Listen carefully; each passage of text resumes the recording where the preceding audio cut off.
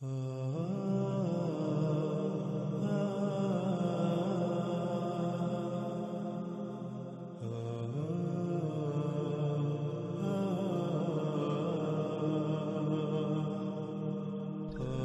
رسول اللہ صلی اللہ علیہ وآلہ وسلم نے کہا اس میں کچھ شک نہیں اللہ جو ان سب سے اوپر ہے اس یوم یعنی اس مدت میں اس کے ساتھ اس سے مومنین کی حفاظت کرے گا جس کے ساتھ ملائکہ کی حفاظت کرتا ہے تسبیح سے، یعنی صرف وہی لوگ اس مدت میں دجال کے فتنے سے بچیں گے جن کا کردار ملائکہ کا سا ہوگا۔ کیا کردار؟ تسبیح۔ تسبیح کسے کہتے ہیں؟ تسبیح سباہ سے۔ سباہ کسے کہتے ہیں؟ کہ اللہ سبحانہ و تعالی جیسے ہی کوئی حکم دیں بغیر کسی ہیلے بہانے کے، بغیر کسی ہیلے حجت کے، فوراً اس بات کو، اس حکم کو تسلیم کرتے ہوئے اس کے اوپر عمل کرنا، اسی طرح کام کرنا جیسے اللہ سبحانہ و تعالی نے حکم دیا۔ تو رسول اللہ صلی اللہ علیہ وآلہ وسلم نے کہا کہ اس یوم انہی لوگوں کو بچایا جائے گا، اللہ انہی کی حفاظت کرے گا، ان مومنین کی جو تسبیح کریں گے، یعنی جو بھی اللہ نے حکم دیا، جیسے حکم دیا بالکل ویسے ہی اس کو تسلیم کرتے ہوئے اس کے اوپر عمل کریں گے۔ ان کا کھانا وہی ہوگا جس کا اللہ نے حکم دیا، ان کا پینا وہی ہوگا جس کا اللہ نے حکم دیا، یعنی کہ جو اللہ نے ہدایات دی ان کو دل سے تسلیم کرتے ہوئے جب ان کے اوپر عمل کریں گے تو ظاہراً انہیں بہت بڑی آزمائش کا سامنا کرنا پڑے گا، بڑی بڑی مشکلات کا، تکلیفات کا سامنا کرنا پڑے گا، لیکن اس کے علاوہ کسی کے پاس اور کوئی فلاح کا رستہ نہیں ہوگا۔ اور ناظرین آج ہم غور کریں، کیا بالکل وہی حالات نہیں جن کا ذکر محمد علیہ السلام نے کیا؟ کیا آج بالکل وہی سب نہیں ہو رہا؟ آج بالکل وہی حالات نہیں ہیں؟ اگر دجال کا فتنہ واضح ہوتا ہے اور اس کو ترک کرنا چاہیں، ترک کریں تو کن حالات کا سامنا کرنا پڑے گا، کیسی آزمائش کا سامنا کرنا پڑے گا۔ پھر ناظرین اس روایت میں سب سے بڑا سوال ان لوگوں کے لیے جو یہ کہتے ہیں کہ دجال ایک شخص ہے، ایک انسان ہے، تو اس روایت میں رسول اللہ صلی اللہ علیہ وآلہ وسلم نے تو دو ٹوک الفاظ میں کہا کہ وہ اللہ کا عبد ہوگا، اللہ کے عبد سے۔ اب عبد کسے کہتے ہیں؟ اب کہتے ہیں غلام کو، اللہ کا غلام۔ تو کیا دجال جو ہے وہ اللہ کا عبد ہوگا، اللہ کا غلام ہوگا؟ اس کا مطلب یہ کہ دجال تو پھر جنت میں جائے گا۔ کیوں؟ کیونکہ اللہ کا وعدہ ہے کہ اللہ اپنے عباد کو جنت میں داخل کرے گا، اللہ اپنے عباد کے اوپر عذاب نہیں لاتا، اللہ اپنے عباد جو ہیں، جو اللہ کے غلام ہیں، ان کو عذاب نہیں دیتا۔ اگر دجال ایک انسان ہے، ایک شخص ہے، تو پھر اس لحاظ سے تو وہ اللہ کا عبد اور وہ جنت میں جائے گا۔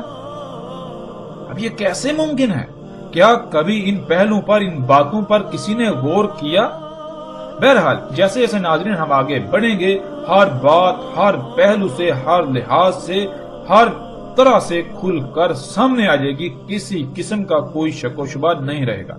اور جتنے بھی سوالات ہیں جو آپ کے ذہن میں پیدا ہو رہے ہیں، جتنے بھی سوالات ہیں، ایک ایک سوال کا ہر لحاظ سے کھول کھول کر جواب دیا جائے گا۔ اللہ کے فضل سے ہم کسی بھی سوال کو نہ گول کریں گے، نہ نظر انداز کریں گے، اور نہ ہی ایسا ہوگا کہ ہم ان سوالات کے جوابات ایسے دیں جیسے کہ ہم اپنی طرف سے بناوٹی جوابات دے رہے ہیں۔ نہیں، بالکل نہیں۔ ہم اللہ کے فضل سے ہر ایک کے ہر سوال کا مکمل ہر لحاظ سے کھول کھول کر جواب دیں گے، ہر پہلو کو، ہر بات کو کھول کھول کر سامنے رکھیں گے۔ رسول اللہ صلی اللہ علیہ وآلہ وسلم نے کہا دجال کے ساتھ چمٹے رہنے کے لیے اقوام یعنی دنیا کے لوگ کہیں گے ہم اس کے ساتھ اس لیے ہیں کہ ہم یہ جان لیں کہ وہ کافر ہے اور اس وجہ سے ہم اس کے ساتھ ہیں، ہم کھاتے ہیں اس کا کھانا اور اس کے درختوں سے چرتے ہیں، بس جب اللہ کا غضب نازل ہوگا تو ان سب پر نازل ہوگا۔ ناظرین آج ہم خود اس کا مشاہدہ کرتے ہیں کہ جس پر بھی دجال کی حقیقت آشکار ہوتی ہے، جس کو بھی آگاہ کیا جاتا ہے کہ جو کچھ تم کھا رہے ہو، پی رہے ہو، جس معاشرے میں تم رہ رہے ہو، جس نظام کا ساتھ دے رہے ہو، ہوا کوئی بھی کام کرتے ہو، وہ دجال کی نصرت کا سبب بنتا ہے۔ یہ سب کا سب دجل ہے، یہ بات ماننا ان کی مجبوری ہوتی ہے کیونکہ حقیقت ہی یہی ہے، لیکن ماننے کے باوجود، حقیقت کو تسلیم کرنے کے باوجود اس نظام، اس طرز زندگی کو چھوڑنے پر یہ کہتے ہوئے تیار ہی نہیں ہوتے کہ ہم اس معاشرے میں رہتے ہوئے اس کے بارے میں مزید اچھی طرح تحقیق کر لیں، جس کے لیے ہمیں مجبوراً یہی سب کھانا پڑے گا، یہی نوکری کرنی پڑے گی، اور پھر یہ بھی بہانہ ہوتا ہے کہ جائیں تو جائیں کہاں، کھائیں تو کیا کھائیں، اس کے علاوہ اور کچھ ہے بھی تو نہیں، اور یوں وہ اللہ کے غضب کا شکار ہوتے ہیں، اور ان قریب ایک بہت بڑا غضب جو اللہ کا نازل ہونے ہی والا ہے، ایسے لوگ بھی اس غضب کا شکار ہوں گے، اس عذاب کا شکار ہوں گے۔ رسول اللہ صلی اللہ علیہ وآلہ وسلم نے کہا، اس میں کچھ شک نہیں کہ وہ دجال آدم ہوگا۔ ناظرین، آدم کسے کہتے ہیں؟ آدم کے معنی زمین کے خون کے ہیں۔ زمین کے خون سے ہی اللہ سبحانہ و تعالیٰ نے سب سے پہلے بشر کو خلق کیا، اسی وجہ سے پہلے بشر کا اسم آدم تھا۔ قرآن میں اللہ سبحانہ و تعالیٰ نے تین کا بھی ذکر کیا، لیکن تین زمین کے عناصر کو کہا جاتا ہے۔ جب زمین کے عناصر کو کیمیائی عوامل سے گزارا، جس کا قرآن میں ذکر ہے، من سلسال من حماء مسنون، تو آدم وجود میں آیا، یعنی زمین کا خون جسے آج ہم خام تیل کا نام دیتے ہیں، وہ وجود میں آیا، اور اس سے بھی اللہ سبحانہ و تعالیٰ نے تین کا، اور اسی سے اللہ سبحانہ و تعالیٰ نے بشر آدم کو خلق کیا، اور تمام بنی آدم کو بھی اسی سے خلق کیا۔ اس لیے تمام انسانوں کو بنی آدم کہا جاتا ہے کہ جس سے تمام انسان وجود میں آئے۔ تمام کے تمام انسان نہ صرف آدم بشر کی نسل ہیں، بلکہ زمین کے خون جو کہ آدم ہے سے وجود میں آتے ہیں، وجود میں آ رہے ہیں اور وجود میں آئے۔ مزید آسانی سے سمجھنے کے لیے اگر ہم اپنی ہی ذات میں غور و فکر کریں تو ہم پر واضح ہو جائے گا کہ اللہ سبحانہ وتعالی نے ہمیں زیر زمین موجود خام تیل سے خلق کیا، جیسے کہ پیچھے بھی تفصیل کے ساتھ یہ بات گزر چکی ہے، ان موضوعات پر پیچھے مفصل بات ہو چکی ہے۔ آپ غور کریں کہ انسانوں کو کس سے خلق کیا گیا، وہ کون سا مواد ہے، وہ کون سا میٹیریل ہے، وہ کہاں پر پڑا ہوا ہے جس سے اللہ نے آپ کو بنایا۔ آدم دم سے ہے۔ دم کہتے ہیں ایسے لیکوڈ کو، ایسے مخلول کو جو نہ صرف رنگدار ہو بلکہ جس میں طرح طرح کے مختلف عناصر موجود ہوں، اور آدم کہتے ہیں زمین کے اندر موجود اس رنگدار مخلول کو جس کے اندر طرح طرح کے مختلف عناصر موجود ہوتے ہیں، اور آج ہم اسے خام تیل کہتے ہیں۔ اسی سے اللہ سبحانہ و تعالیٰ نے پہلے بشر کو خلق کیا تھا، اسی وجہ سے پہلے بشر کو آدم کہا گیا، اور اسی سے تمام کے تمام انسانوں کو خلق کیا گیا، جتنے بھی بشر ہیں ان کو خلق کیا گیا۔ اس لیے سب کے سب کو بنی آدم، یعنی بنی کہتے ہیں جس سے بنایا گیا، اور آدم کہتے ہیں زمین کے خون۔ تمام کے تمام جو بشر ہیں یہ آدم یعنی زمین کے خون سے ہی بنائے جا رہے ہیں۔ اب جہاں سے بھی غور کریں بات وہی سامنے آئے گی، زمین کے خون سے ہی سب سے پہلا بشر وجود میں آیا، اور اسی سے آگے سلسلہ چلا، اور جتنے بشر بن رہے ہیں وہ اسی خون سے ہی بن رہے ہیں، سب سے پہلا بشر ہو یا آخری ہو، سب کے سب اسی سے ہی بن رہے ہیں۔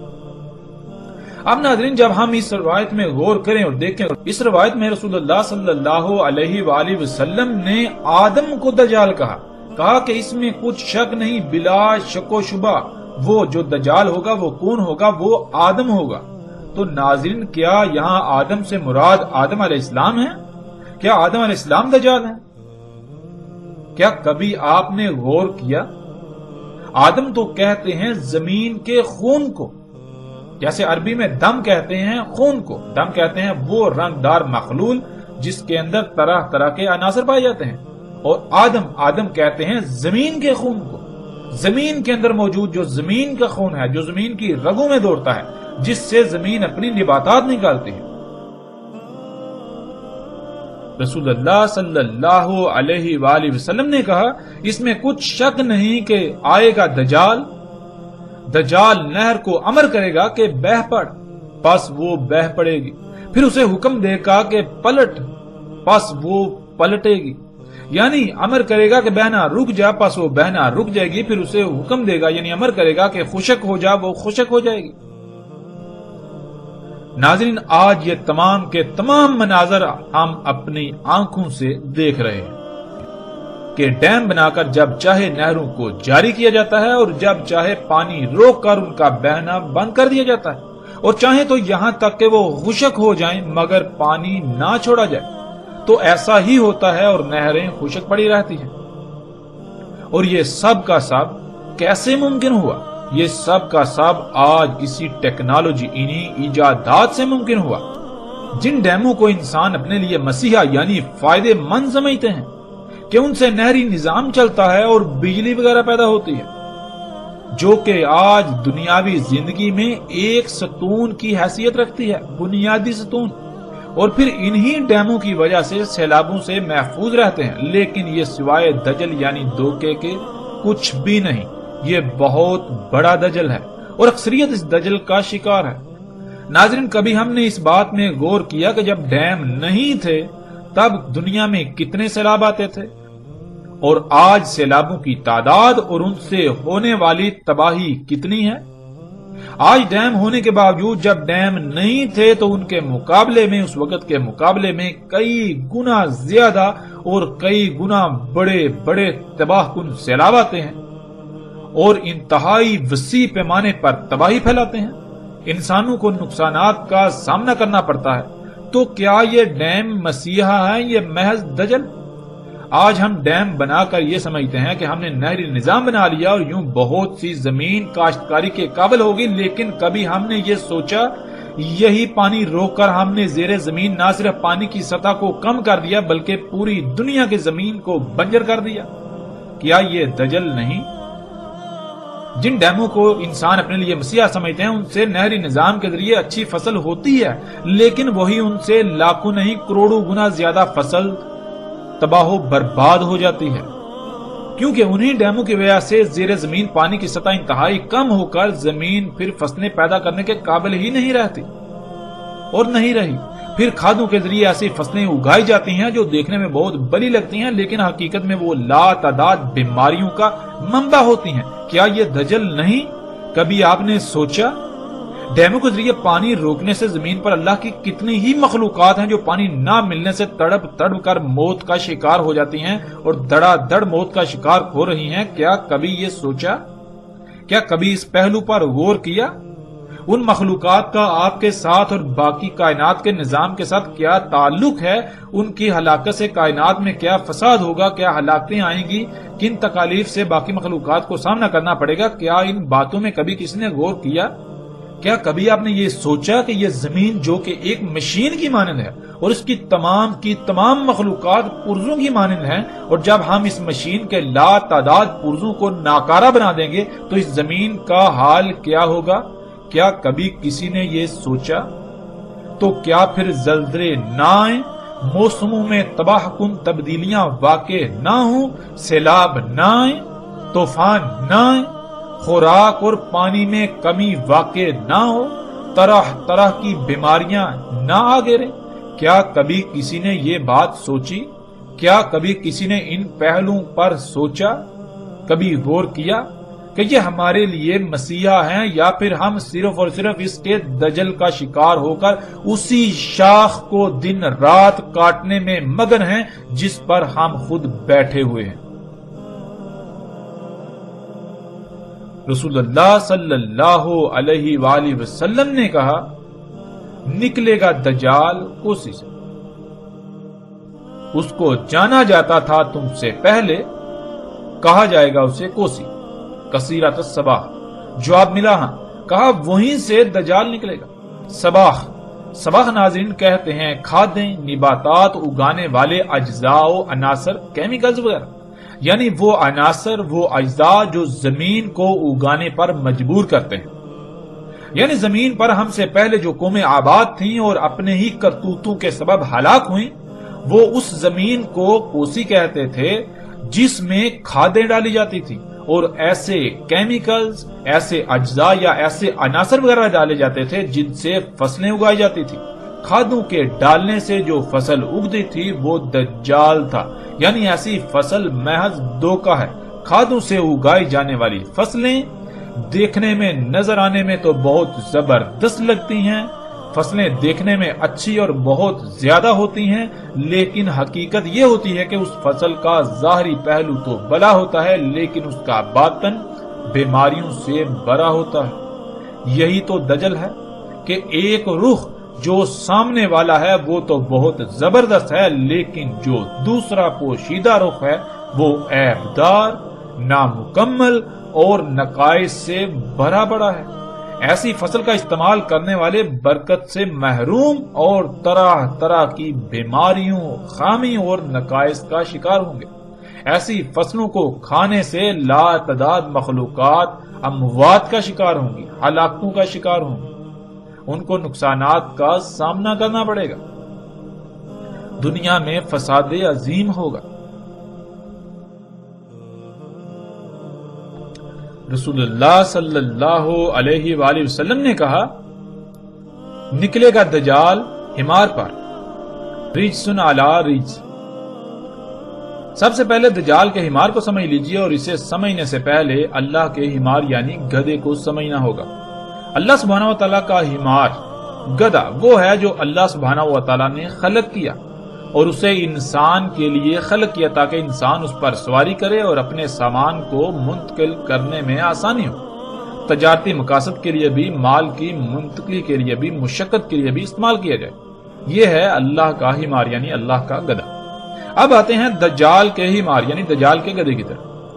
جب بھی دجال کے حمار کا ذکر ہوتا ہے تو فوراً ذہن میں یہ آتا ہے کہ جیسے کوئی مخصوص شخص ہوتا ہے، مثلا اس کا نام عمران ہے تو اس نے ایک گدھا خریدا جو عمران کا گدھا کہلائے گا، حالانکہ اس کے علاوہ لاکھوں کروڑوں گدھے دنیا میں موجود ہیں، لیکن صرف وہ ایک ہی گدھا عمران کا کہلائے گا۔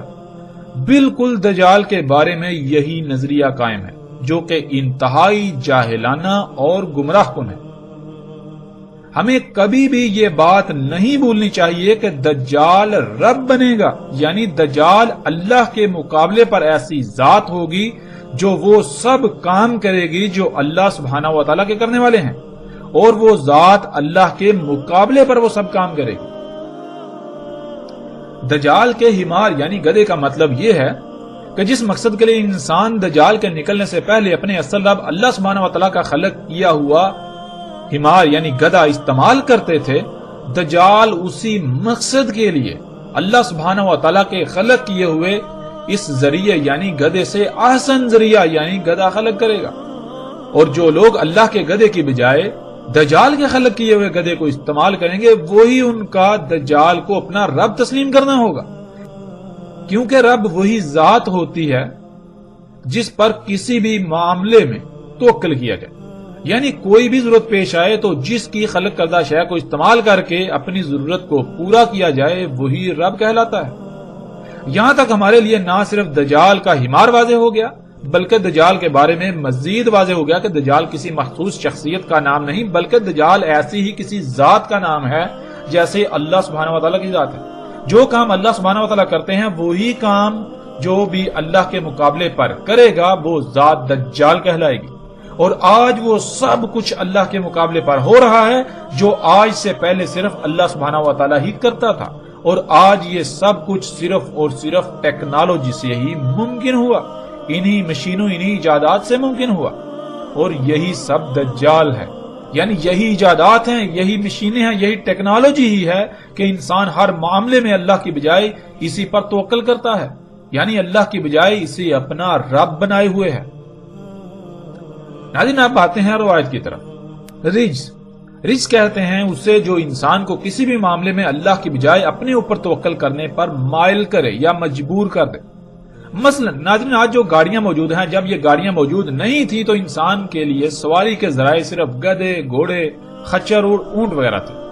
جب بھی انسان کو سفر کی ضرورت پیش آتی تو فوراً انسان کے ذہن میں یہی ذرائع آتے اور انہی پر انحصار کرتا، لیکن آج گدھے، گھوڑے، خچر اور اونٹوں کی موجودگی کے باوجود جب بھی انسان کو سفر کی ضرورت پیش آتی ہے تو فوراً جس کے بارے میں ذہن میں آتا ہے وہ گاڑیاں ہیں، اور گاڑیوں کی موجودگی میں انسان کے بالکل بھی ذہن میں گدھے، گھوڑے، اونٹ وغیرہ کا خیال نہیں آتا۔ اس کی جو وجہ بنی اسے عربی میں رجس کہتے ہیں۔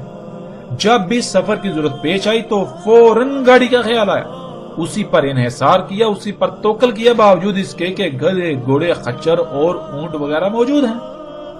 آج انسان چاہ کر بھی گدھے، گھوڑے، اونٹ وغیرہ پر سفر نہیں کرتا جہاں بھی یہ گاڑیاں موجود ہیں۔ ان میں کشش ہی ایسی ہے کہ وہ انسان کو اپنی طرف مائل کر لیتی ہیں، بالکل مجبور کر دیتی ہیں۔ یہی وہ شے ہے جسے عربی میں رجس کہا جاتا ہے۔ رسول اللہ صلی اللہ علیہ وآلہ وسلم نے کہا، نکلے گا دجال حمار پر، دجال حمار پر نکلے گا، یعنی گدھے پر نکلے گا۔ مطلب یہ کہ دجال کی ابتدا گدھے سے ہوگی، یعنی اللہ کے مقابلے پر جو شے سب سے پہلے خلق ہوگی اور وہ دجال اکبر ہوگا، وہ سواری کا ذریعہ ہوگی۔ ایسا سواری کا ذریعہ جو رجس پر رجس ہوگا، یعنی اس کی موجودگی میں اللہ کے سواری کے ذرائع بے بکت ہو جائیں گے، لوگ اس کی طرف نہ چاہ کر بھی کھینچے چلے جائیں گے۔ دجال ہوگا رجس پر رجس، یعنی دجال کی موجودگی میں انسان اسے اپنے رب بنانے پر، یعنی اس کی خلق کردہ اشیاء سے ضروریات پوری کرنے پر مجبور ہوں گے، یا اپنے لیے صرف انہی میں فائدہ دیکھیں گے اور یوں استعمال کریں گے۔ اب آتے ہیں دجال کا حمار ہوگا کیا، کیسا ہوگا، اس کی پہچان کیا ہے، اس سمیت تمام کے تمام سوالات کے جوابات کی طرف۔ رسول اللہ صلی اللہ علیہ وآلہ وسلم نے کہا، اس میں ہوں گی 3 علامات، یعنی جن سے دجال کو پہچانا جا سکے گا۔ وہ اول ہوگا، یعنی جو بھی کام کرے گا، جو بھی خلق کرے گا، جو بھی خلق ہوگی، وہ ضرور کسی نہ کسی لحاظ سے عیبدار، خامی و نقائص والا ہوگا، خامی و نقائص والی ہوگی، ایک پہلو سے مکمل، دوسرے پہلو سے یکسر نامکمل ہوگی۔ تمہارا رب اول نہیں ہے، یعنی جو شے بھی عیبدار ہو وہ تمہارے رب اللہ سبحانہ و تعالیٰ کی نہیں ہوگی، کیونکہ اللہ کے لیے ہے ہی حمد۔ اللہ سبحان ہے، اللہ جو کچھ بھی خلق کرتا ہے وہ عیوب سے، نقائص سے پاک ہوتی ہے۔ اللہ کچھ بھی عیبدار، نقائص والا، خامی والا خلق نہیں کرتا، اس لیے جو کچھ بھی عیبدار ہوگا وہ تمہارے رب کا نہیں ہوگا، اور نہیں مسخر کیے جائیں گے اس کے لیے دواب مگر حمار، یعنی اللہ سبحانہ تعالیٰ کا جو دابہ ہے وہ تمام کے تمام جاندار جو زمین پر رینگنے والے ہیں، اپنی ٹانگوں پر چلنے والے ہیں، یا اڑنے والے ہیں، یا پھر تیرنے والے ہیں، سب کو خلق کرنے کا الگ الگ مقصد ہے، جن میں سے کچھ ایسے ہیں جن کو اللہ سبحانہ و تعالیٰ نے سواری کے لیے خلق کیا، لیکن وہ تو محض چند ایک ہیں، اور جو ان کے علاوہ ہیں جن کی تعداد کا شمار ہی نہیں، ہر کسی کو الگ الگ مقصد کے لیے خلق کیا۔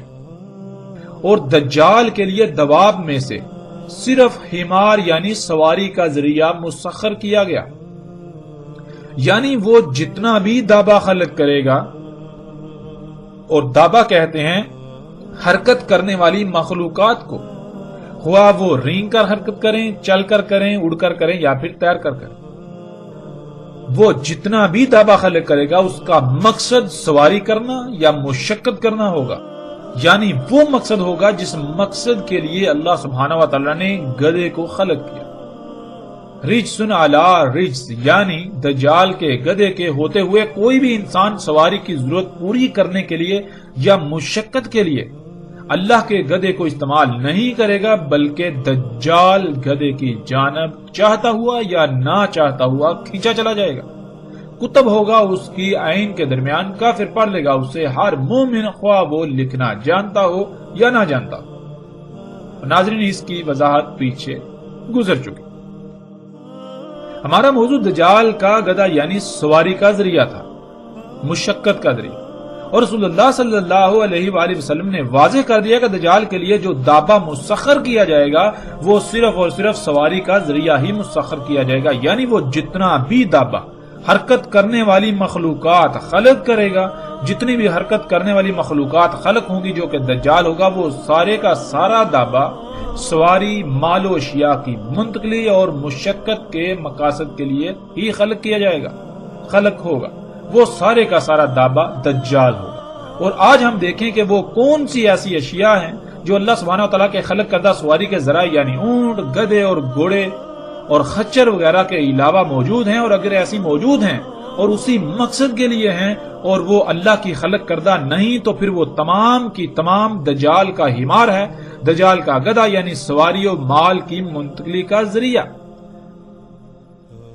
اور جب ہم غور کریں تو دجال کا حمار اتنا واضح ہے کہ ہمیں اتنے انسان نظر نہیں آتے جتنے دجال کے حمار نظر آتے ہیں، جنہیں ہم گاڑیاں، ٹرینیں، ٹرامیں، ہوائی جہاز، بحری جہاز وغیرہ کا نام دیتے ہیں۔ یہ سب کا سب دجال کا حمار ہے، جیسا کہ سکرین پر نظر آنے والی تصاویر میں آپ دیکھ سکتے ہیں۔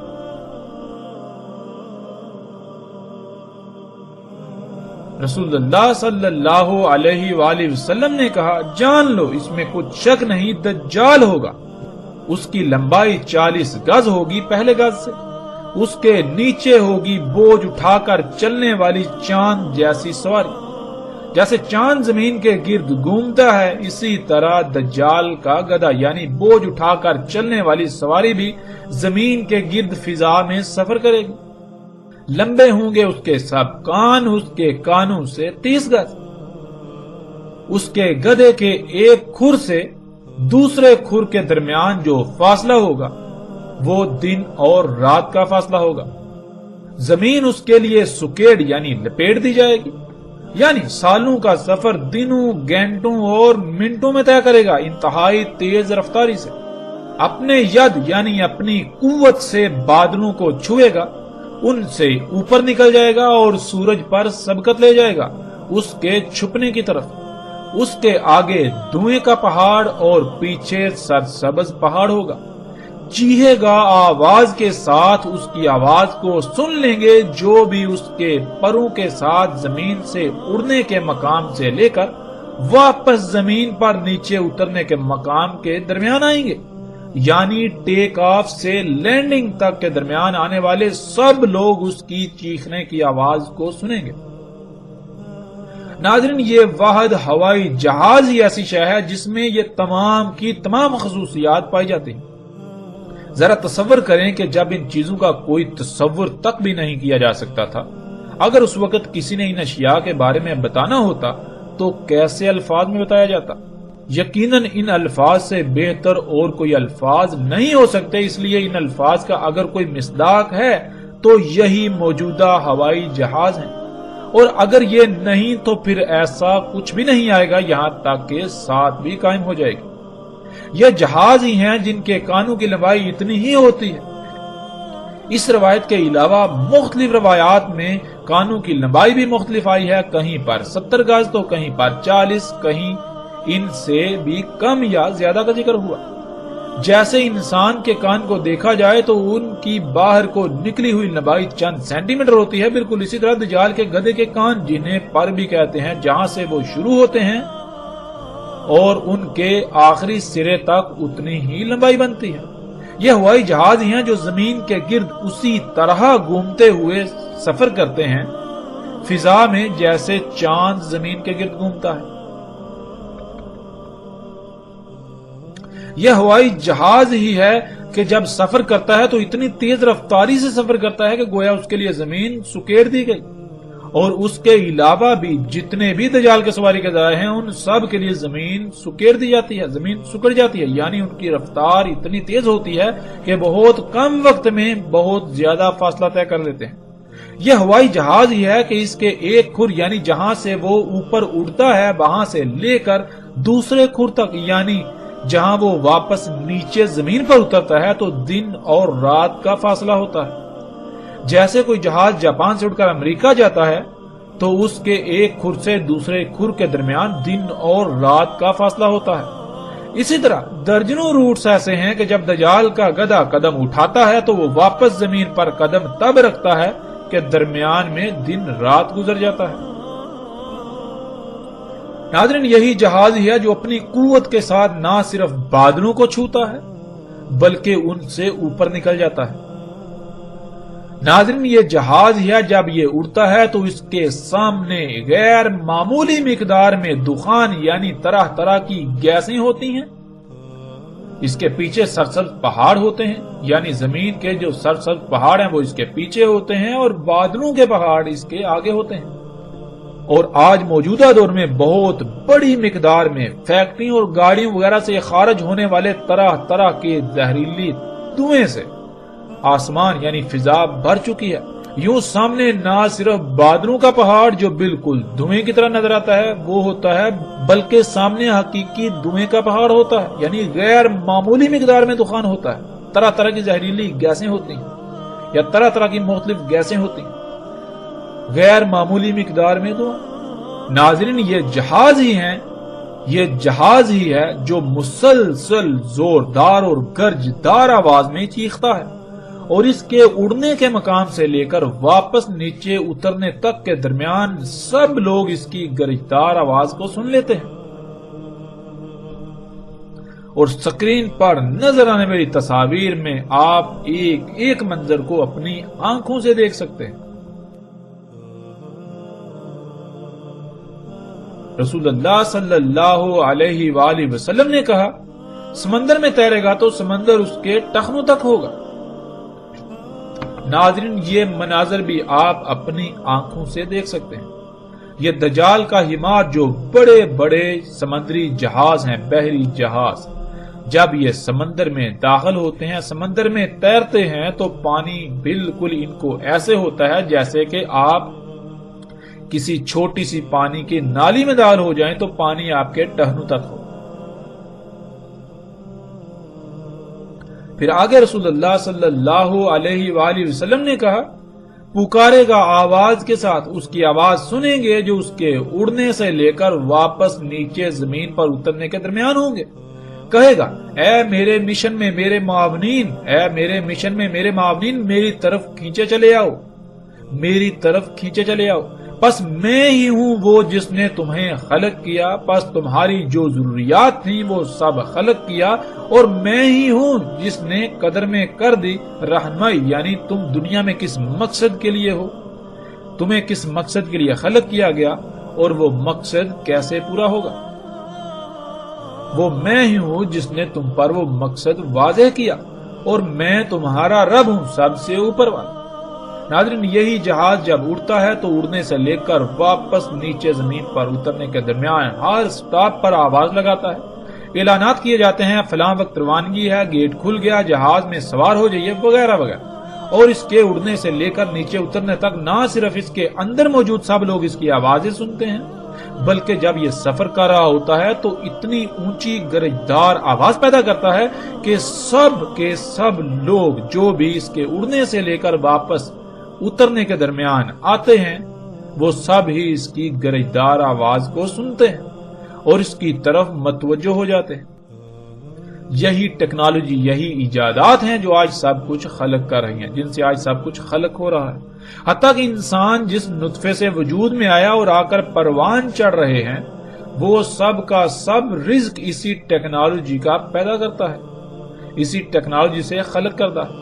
اور جب انسانوں نے اسے اپنا رب بنایا ہوا ہے تو پھر دنیا میں انسانوں کی اکثریت کو یہ علم ہی نہیں کہ انہیں کس مقصد کے لیے خلق کیا گیا، بلکہ ہر ایک کے سامنے یہی مقصد ہے کہ وہ دنیا زیادہ سے زیادہ کمائے، یہی ٹیکنالوجی حاصل کرے، یہی اشیاء حاصل کرے، یہی ایجادات کرے، یہی طرح طرح کی مشینیں حاصل کرے، مختلف آسائشوں، سہولتوں اور آسانیوں کے نام پر۔ یوں محمد رسول اللہ صلی اللہ علیہ وآلہ وسلم نے ایک ایک لفظ سچ کہا جو آج ہماری آنکھوں کے سامنے ہے۔ اے اللہ کے نبی محمد رسول اللہ صلی اللہ علیہ وآلہ وسلم، آپ نے بالکل سچ کہا تھا، آپ نے بالکل سچ کہا تھا، آپ نے بالکل سچ کہا تھا۔ رسول اللہ صلی اللہ علیہ وآلہ وسلم نے کہا، دجال کے گدھے کے کانوں کے درمیان 40 گدھ ہوں گے اور اس کے گدھے کا روٹ ہوگا 3 یوم کا فاصلہ۔ سمندر میں داخل ہوگا اپنی سامان اٹھا کر سفر کرنے والی سواری پر۔ کہا بالکل ایسے ہی داخل ہوگا جیسے داخل ہوتے ہو تم اپنے گھوڑے پہ سوار ہو کر کھیتوں کو سیراب کرنے والی نہر میں۔ یعنی ناظرین، جیسے آپ کھیتوں کو سیراب کرنے والی کسی کھال میں، جو پانی کی کھال ہوتی ہے، نالی ہوتی ہے، اس میں داخل ہوں گھوڑے پر سوار ہوگا تو گھوڑے کو کتنا پانی ہوگا؟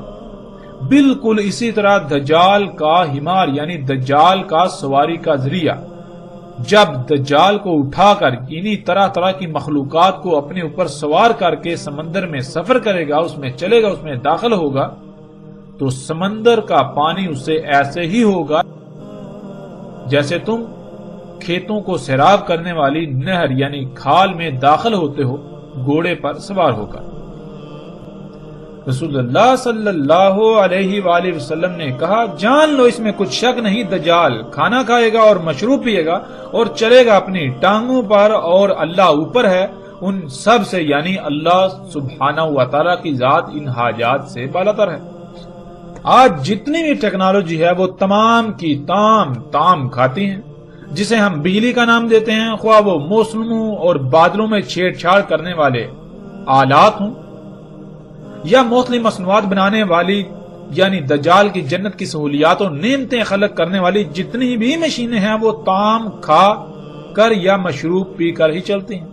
جیسے انسان اور ہر جانور کے طعام اور مشروب میں فرق ہے، سب ایک دوسرے سے مختلف کھاتے ہیں، درخت کاربن اور آکسیجن کھاتے ہیں، اسی طرح دجال یعنی ٹیکنالوجی جنہیں ہم مشینوں کا نام دیتے ہیں اس کا طعام بجلی ہے اور مشروب زمین کا خون ہے، یعنی زمین سے نکالا جانے والا خام تیل جس سے درجنوں اقسام کے تیل اخذ کیے جاتے ہیں۔ ٹیکنالوجی ان حاجات کی محتاج ہے، لیکن اللہ سبحانہ و تعالی ایسی تمام حاجات سے پاک ہے۔ ناظرین، بہت سی روایات میں رسول اللہ صلی اللہ علیہ وسلم نے کہا کہ دجال کی توبہ کرنے والے یعنی اسے اپنا رب تسلیم کرنے والوں میں اکثریت یہود کی ہوگی۔ اور ناظرین، جب ہم یہ الفاظ پڑھتے ہیں، یہ بات ہمارے سامنے آتی ہے، ہمیں بتائی جاتی ہے، تو ہم بالکل بے فکر ہو جاتے ہیں، اس لیے کہ ہم خود کو مسلمان کہتے ہیں، مسلمان سمجھتے ہیں، مسلمان کہلواتے ہیں، اور یہود تو وہ ہیں جو آج بھی یہودی کہلاتے ہیں۔ اور پھر قرآن میں یہود و نصارہ کے بارے میں جتنی بھی آیات ہیں ہم ان سے مراد بھی یہودی اور عیسائی لیتے ہیں، لیکن ہم نے کبھی یہ غور نہیں کیا کہ قرآن میں اللہ سبحانہ تعالیٰ نے یہود و نصارہ کن کو کہا۔ جب ہم قرآن میں غور و فکر کریں تو قرآن کی پہلی ہی سورۃ الفاتحہ میں مغضوب اور ضالین کے الفاظ آئے ہیں، اور سب اس پر متفق ہیں کہ مغضوب سے مراد یہود اور ضالین سے مراد نصارہ ہے۔ اور سورہ فاتحہ کو دن میں کئی بار پڑھتے ہیں، اس کے باوجود غور ہی نہیں کرتے کہ اگر ہم نے وہ کچھ کیا جو بنی اسرائیل میں سے لوگوں نے کیا جو یہود کہلائے تو ہم بھی یہود کہلائیں گے، اور جو کچھ نصارہ نے کیا اگر ہم بھی وہی کریں گے، ہم نے بھی وہی کیا تو ہم بھی نصارہ کہلائیں گے۔ بنی اسرائیل کو اللہ سبحانہ و تعالیٰ نے اس امت کے طور پر منتخب کیا جسے دنیا کے انسانوں کے لیے نکالا تھا، لیکن جب انہوں نے اپنی ذمہ داری ترک کر دی اور دین کو ٹکڑے ٹکڑے کر کے گروہ در گروہ تقسیم ہو گئے تو اللہ سبحانہ و تعالیٰ کے غضب کا شکار ہوئے، اللہ کی لعنت کا شکار ہوئے، دنیا میں ذلیل و رسوا ہوئے، اس کے باوجود کہ وہ آج تک خود کو وہی امت سمجھ رہے ہیں جسے اللہ نے دنیا کے انسانوں کے لیے نکالا، یعنی انہوں نے ہی دنیا میں نظام قائم کرنا ہے، صرف انہیں ہی دنیا پر حکمرانی کا حق حاصل ہے۔ وہ طے کریں گے کہ کیا دنیا کے انسانوں کے لیے فائدہ مند ہے اور کیا نقصان دہ ہے، کیا کس نے کرنا ہے کیا نہیں کرنا، اس لیے وہ کبھی بھی ہاتھ پر ہاتھ رکھ کر نہیں بیٹھے اور دنیا میں اپنا نظام، اپنی حکومت قائم کرنے کے لیے کوشش کرتے رہے اور ساتھ کے قائم ہونے تک کرتے رہیں۔ اور بنی اسرائیل میں سے جنہوں نے اپنی آنکھوں، کانوں اور دلوں کا اس مقصد کے لیے استعمال ترک کر دیا جس مقصد کے لیے اللہ نے یہ نعمتیں دی، تو وہ رستے سے ہٹ گئے، یعنی غور و فکر کرنا چھوڑ دیا، تو یہود نے انہیں رستے سے ہٹا کر اپنی نصرت کے لیے استعمال کیا، یوں وہ نصارہ کہلائے۔ نصارہ یعنی نصرت کرنے والے، مدد کرنے والے۔ گمراہ ہونے والے یہود کے مشن میں ان کی نصرت کرنے والوں کو اللہ نے نصارہ قرار دیا۔ آج وہ تمام کے تمام لوگ جو ذمہ داری کو ترک کر چکے ہیں جو اللہ نے عائد کی تھی اور یہود کی روش اختیار کی، وہ اللہ کے غضب کا شکار ہوئے، یعنی دنیا میں ذلیل و رسوا ہو رہے ہیں، وہ سب کے سب یہود، اور جو گمراہ ہو کر ان کی نصرت کر رہے ہیں وہ سب کے سب نصارہ ہیں۔ آج کے یہود کی بالکل آسان پہچان یہ ہے کہ جو لوگ بنی اسرائیل میں سے جن پر اللہ نے غضب کیا ان کی روش اختیار کیے ہوئے ہیں اور اس کے باوجود وہ خود کو امت محمد قرار دیتے ہیں، وہ یہود اور جو گمراہی کا شکار ہیں یوں وہ ان کی نصرت کر رہے ہیں یا نصرت کا سبب بن رہے ہیں، وہ سب کے سب نصارہ ہیں۔ رسول اللہ صلی اللہ علیہ وآلہ وسلم نے کہا لوگ بھاگ جائیں گے دجال سے پہاڑوں میں۔ اور ناظرین، یہ منظر بھی آج ہم اپنی آنکھوں سے دیکھتے ہیں، اور اس میں سب سے بڑی بات غور کرنے والی یہ ہے کہ دجال سے لوگ بھاگ جائیں گے پہاڑوں میں۔ اب سوال یہ پیدا ہوتا ہے کہ وہ کون سی شے ہے جو پہاڑوں میں نہیں ہوگی، وہاں نہیں ہوگی، مگر اس کے علاوہ جو شہر ہوں گے، جدید شہر ہوں گے، جو بستیاں ہوں گی، وہاں پر دجال موجود ہوگا۔ یعنی دجال شہروں میں موجود ہوگا، پہاڑوں میں نہیں ہوگا۔ ناظرین، آج آپ غور و فکر کریں، یہ بات بالکل واضح ہو جاتی ہے کہ اگر دجال کوئی شخص ہوگا تو کیا وہ پہاڑوں میں نہیں جا سکتا؟ لوگ بھاگ کر پہاڑوں میں ہی کیوں جائیں گے؟ جب غور و فکر کریں تو بالکل واضح ہو جاتا ہے کہ یہی ایجادات، یہی اشیاء، یہی مشینیں، یہ معاشرے، یہ سوسائٹی جو ہے، یہ جدیدیت جو ہے، یہ جدت، یہ معاشرے چکا چوند جو طرح طرح کی ایجادات سے، اشیاء سے، سہولتوں، آسائشوں کے نام پر بڑے بڑے ہیں، دنیا میں جنت کا منظر پیش کر رہے ہیں۔ جن لوگوں پر یہ حقیقت واضح ہوتی ہے کہ یہ تو دجل ہے، یہ تو دجال ہے، یہ تو دھوکہ ہے، تو وہ یہاں سے جب نکلتے ہیں تو کہاں جاتے ہیں؟ پہاڑوں میں۔ اور پہاڑوں میں کیا ہے؟ جب آپ پہاڑوں میں رہنے والوں کی زندگیوں کو دیکھیں تو ان کی زندگیاں دجال سے پاک ہیں، ان اشیاء سے پاک ہیں، وہ بہت بڑی حد تک فطرت کے قریب ہیں۔ رسول اللہ صلی اللہ علیہ وآلہ وسلم کے یہ الفاظ بھی بالکل واضح کر دیتے ہیں کہ دجال کیا ہوگا۔ اس کے باوجود بھی اگر ہم جان بوجھ کر گمراہی کا سودا کرنا چاہتے ہیں تو فیصلہ ہمارے اپنے ہاتھ میں ہے۔ رسول اللہ صلی اللہ علیہ وآلہ وسلم نے کہا جو سنے دجال کے بارے میں پس اس سے دور بھاگ جائے۔ پس اللہ کی قسم اس میں کچھ شک نہیں کہ ایک شخص اس کے پاس آئے گا اور وہ سمجھ رہا ہوگا کہ وہ مومن ہے، پس اس کی اتباع کرے گا، اس سے جو بیس کیا گیا اس کے ساتھ شبہات سے۔ اس روایت میں رسول اللہ صلی اللہ علیہ وآلہ وسلم نے شبہات سے بچنے کی تلقین کی۔ شبہات انہیں کہتے ہیں جو نہ ہی واضح حلال اور نہ ہی واضح یعنی کہ بالکل ہر لحاظ سے کھلم کھلا حرام ہو، یعنی درمیان کی اشیاء جن کے بارے میں علم نہ دیا گیا ہو۔ اور دجال کھڑا کیا جائے گا، یعنی دجال سامنے لایا جائے گا شبہات سے، یعنی ایسی اشیاء جن کے بارے میں انسانوں کے پاس علم نہیں ہوگا، اور وہ ہوں گی تو حرام، لیکن ان پر حلال کا لبادہ چڑھا ہوگا یا حلال کا لبادہ چڑھا کر پیش کیا جائے گا۔ یوں انسان ان اشیاء کے دجل کا شکار ہو کر اللہ کا کفر کرے گا اور دجال کو اپنا رب بنا لے گا۔